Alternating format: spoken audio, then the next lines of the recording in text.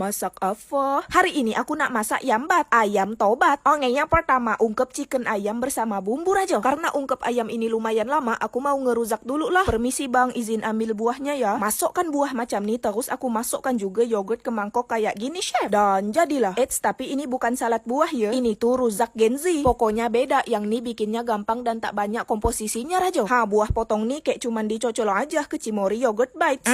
Kombinasi dari buah yang seger sama yogurt yang creamy, ditambah ada ekstra topping nata de coco dari yogurtnya. Soda. Wongi, kita intip lo chicken ayam yang tadi. Dah siap, tinggal digoreng nih bos. Goreng.